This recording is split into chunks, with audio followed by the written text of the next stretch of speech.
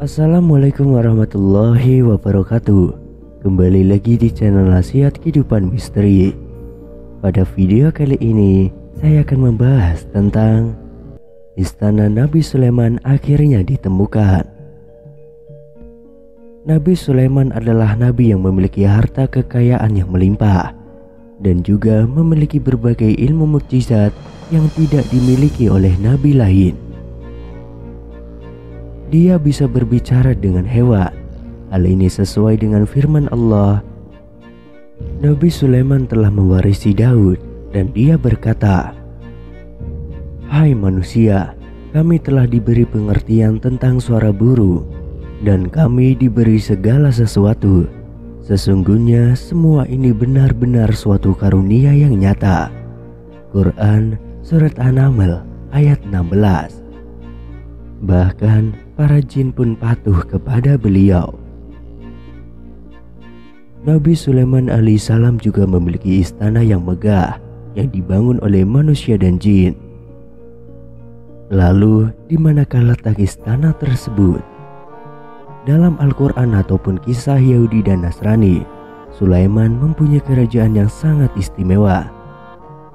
Istananya memiliki benda-benda berharga dan berbagai karya seni yang membuat mata terpana. Bahkan pintu gerbangnya terbuat dari gelas.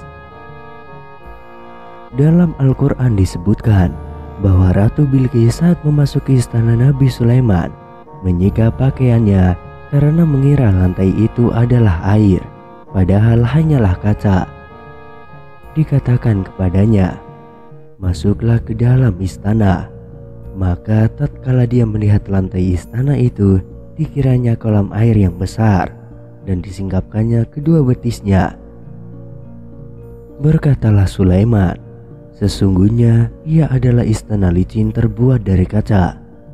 Berkatalah Bilqis, "Ya Tuhanku, sesungguhnya aku telah berbuat zalim terhadap diriku dan aku berserah diri bersama Sulaiman kepada Allah, Tuhan semesta alam."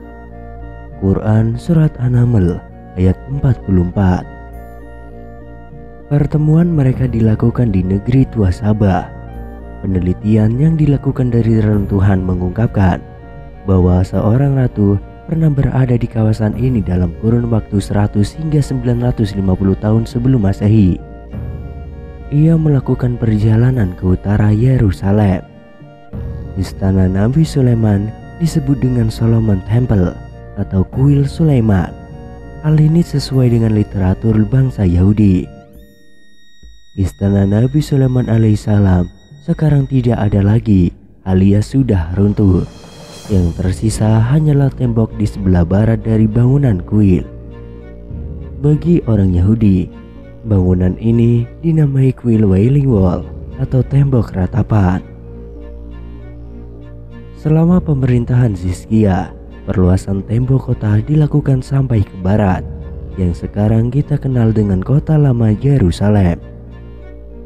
Sisa peninggalan kerajaan Daud dan Nabi Sulaiman dipercaya telah ditemukan oleh seorang arkeolog Israel, Elliot Mazar, yang penemuannya diumumkan pada tahun 2005, tepat pada tanggal 4 Agustus. Di situ jugalah ditemukan situs pintu gerbang dengan lengkungan setinggi 60 kaki dan dinamakan struktur batu melangkah.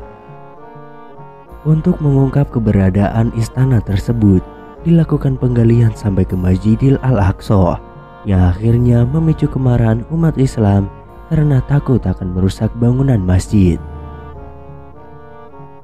Penelitian tentang istana tersebut terus dilakukan untuk mengetahui keberadaan kerajaan Nabi Sulaiman.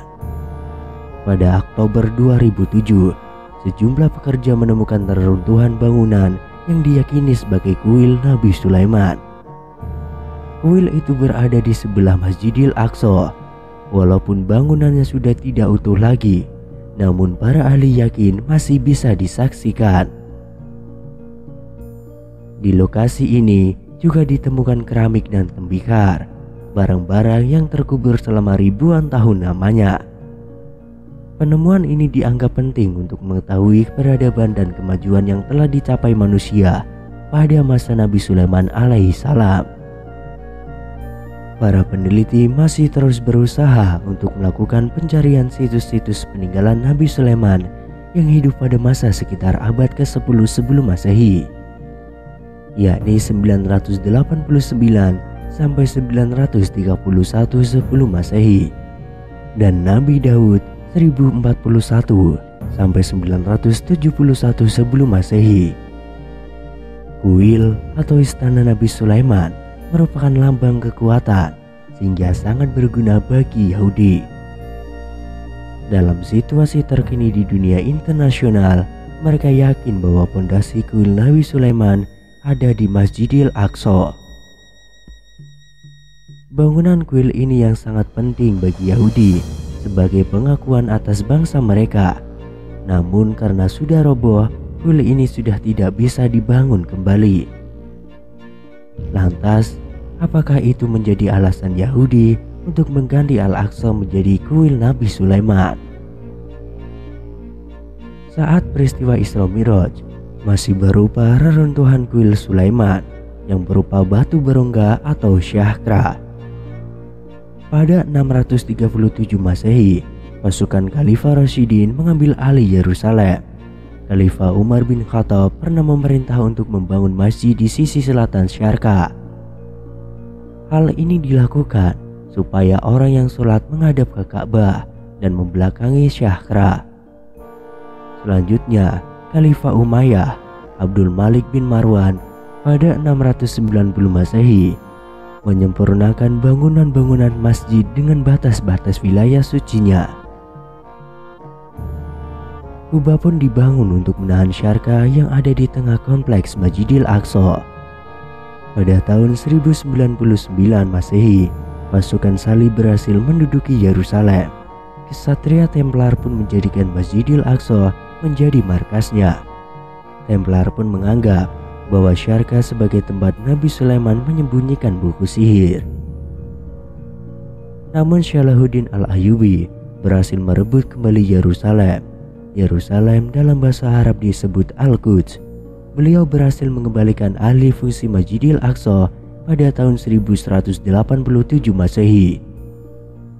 Pada tahun 1971 Masehi, Inggris kembali mengambil alih wilayah Palestina dari kekhalifahan Utsmani. Israel pun berdiri sebagai negara pada tahun 1948 Masehi. Mereka berusaha mengumpulkan bangsa Yahudi yang sudah tercerai-berai. Itulah penemuan mengenai istana atau kuil-kuil Nabi Sulaiman alaihissalam.